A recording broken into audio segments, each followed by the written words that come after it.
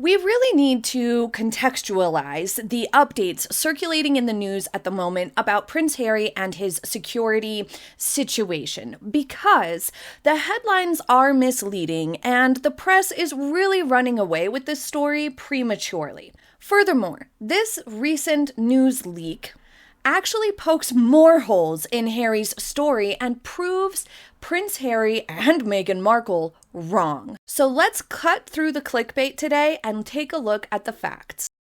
Hello everybody, I'm Beebs Kelly. Welcome back to another video. Before we jump in, I'd like to invite you to click the hype button, the like button, and subscribe, but only if you want to. So let's begin with a little bit of the background here. When Megxit happened, when Harry and Meghan quit as working royals in very, very early 2020, they lost automatic police protection in the UK and were switched to being evaluated on a case-by-case basis.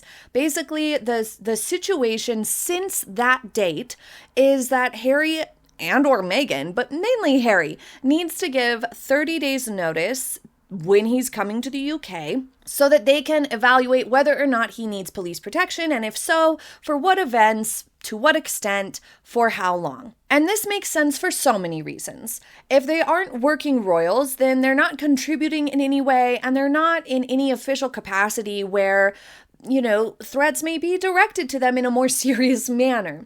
Whereas a working royal represents the monarchy and everything it stands for. And the monarchy, although it's not, in charge of any degree of policy, some people still view it as somewhat representative of policy decisions. And therefore, people who are working royals and actively carrying out engagements and duties not only are out in the world doing these things that are very publicized and can draw really, really big crowds and lots of people, but also can, to some crazy people, be viewed as representing certain things that, they don't like or policies that they're disgruntled about, for example. And since Harry and Meghan removed themselves from that is one of the main reasons why their security was downgraded.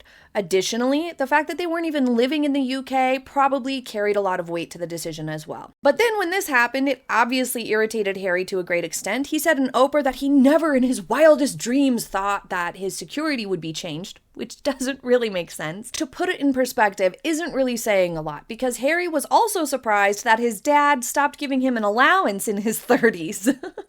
But at this point, Harry decided to sue the Home Office, claiming that it was unfair that he lost his automatic police protection, and his lawsuit was alleging that there was some flaw in the process of how they decided, that they used irregular decision-making processes, or that they were influenced by the royal family's representative on the Ravik committee, or something of that nature, that they were unlawful in their decision-making process.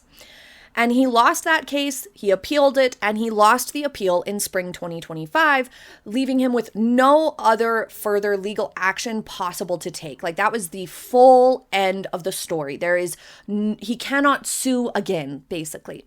And it's worth noting at this point that the threats that Harry and his family potentially or allegedly face are nowhere near as serious or constant as the working royals, King Charles, the monarch, Prince William, and his family, and all the direct heirs, for very obvious reasons. If someone like a terrorist were plotting, God forbid, they would not have really any interest in Harry as a target. He's not important enough, he's not close enough to the monarchy, he's not working for the monarchy, so he doesn't represent anything, he can't really be tied to anything. So clearly, Harry's level of threat would be much lower than, for example, Prince William and his family.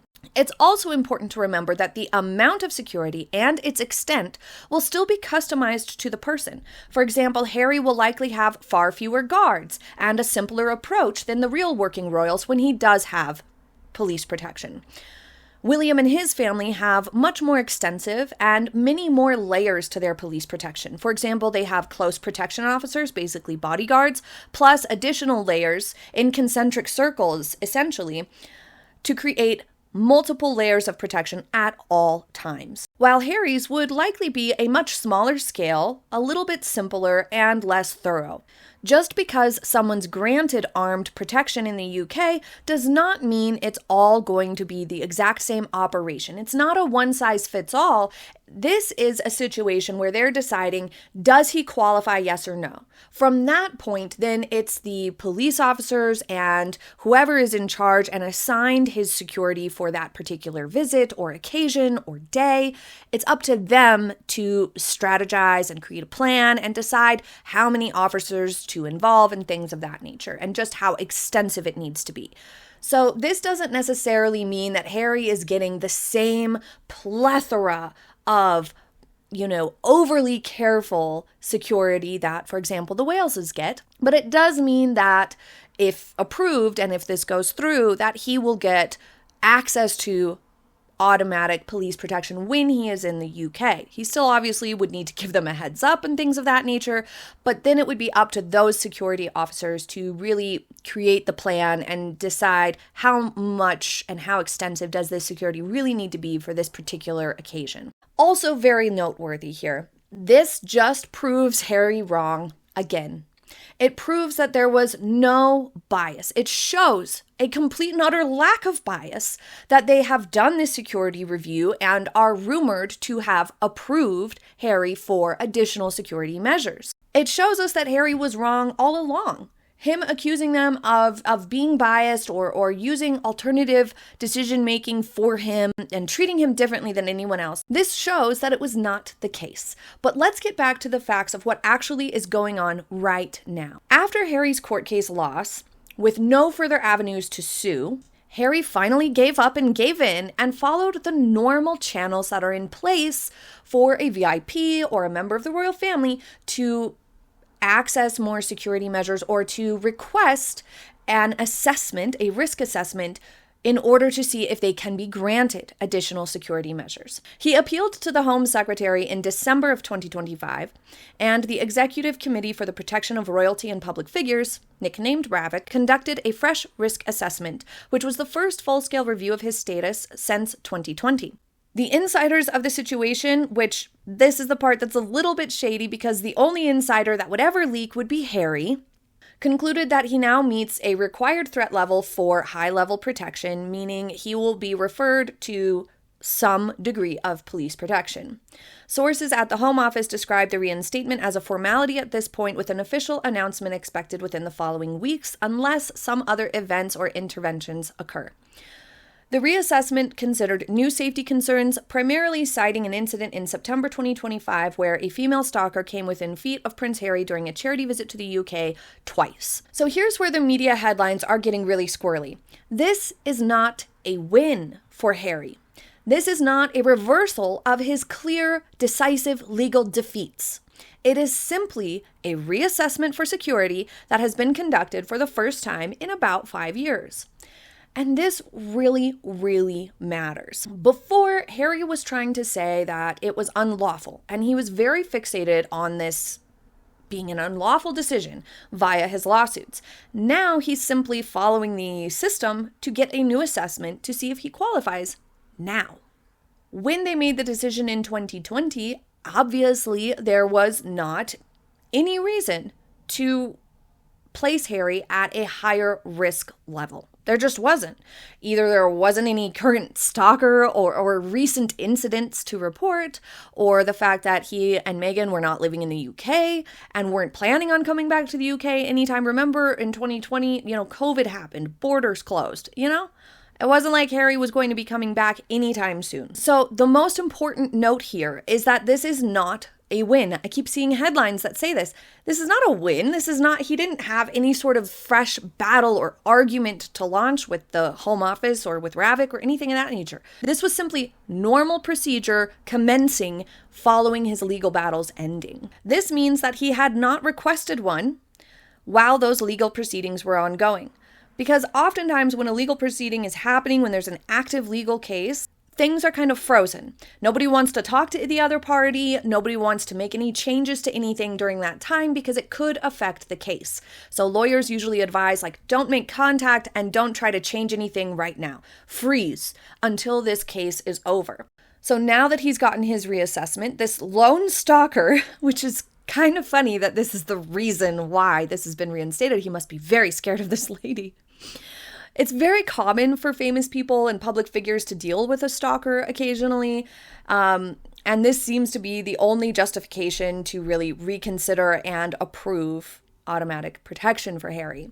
Now, I'm not saying that stalkers can't be dangerous or terrible to deal with and inconvenient and upsetting or things of that nature. And sometimes it can get very out of hand, of course, which is why it's important to remember that the amount and extent at which Harry's security will be increased is still yet to be seen and will be determined by whoever gets put in charge of Harry's security, if this all goes through. So, to be a little bit more specific and clear here, Harry lost his legal challenges to the process used by Ravik.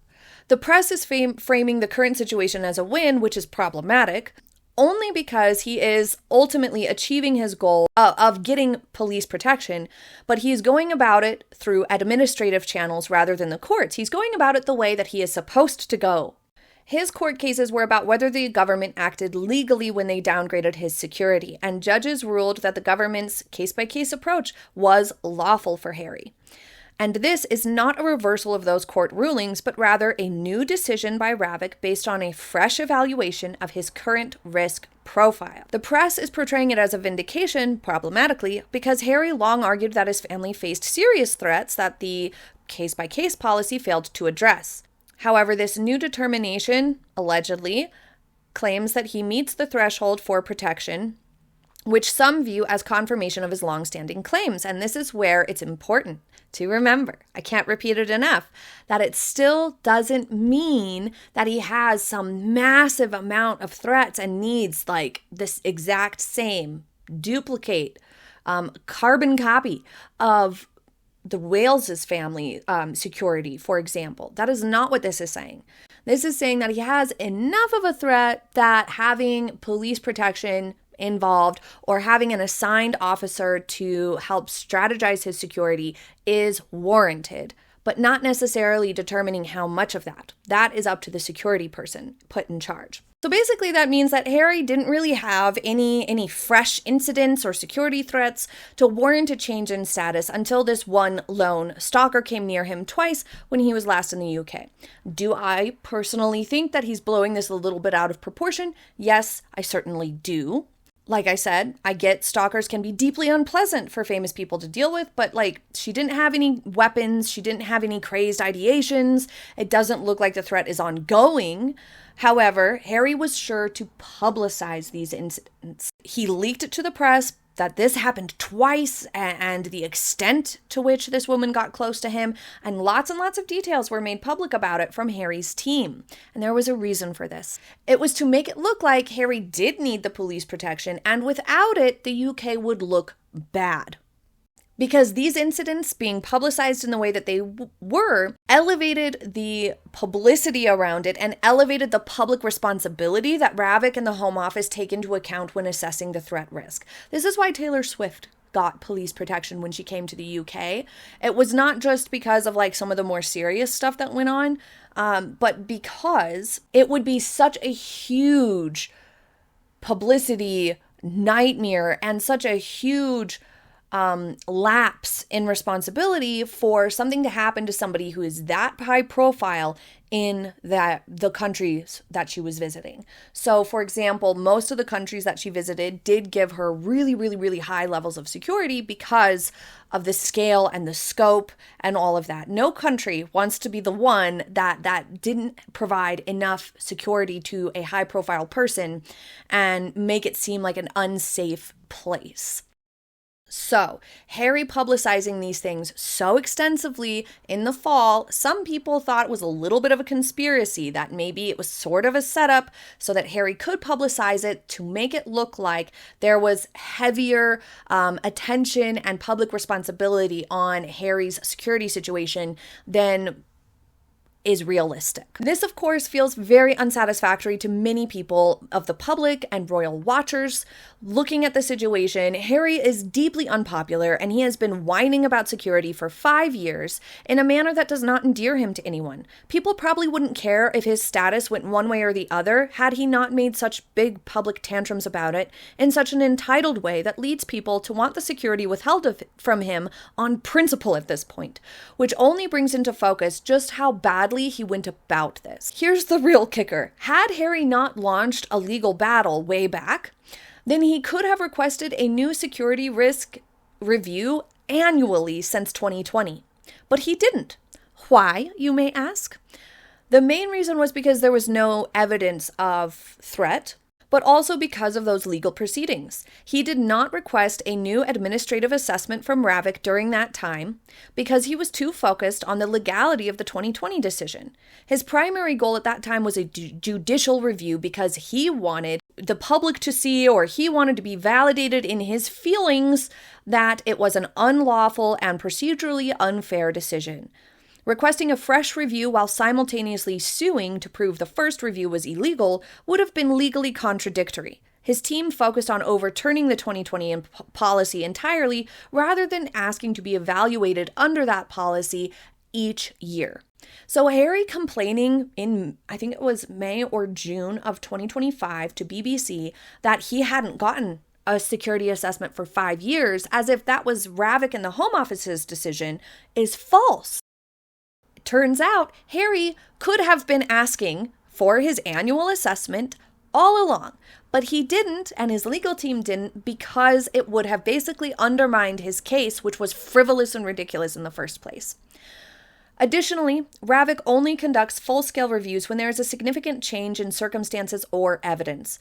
So, although Harry consistently pointed to general threats, it wasn't until late 2025 that new incidents occurred, that female stalker reportedly breaching his security during the September visit, which he publicized on purpose to create those material grounds needed to demand a reassessment. He also had no other choice. It was only after he lost his final appeal and there was an exhaustion of legal options that his path to a legal win was officially closed, where he was forced to move away from litigation and instead just made his personal appeal to the Home Secretary citing that stalker lady. So now that he has publicized that lone, rather harmless stalker and lost all legal battles about security, he has admitted defeat.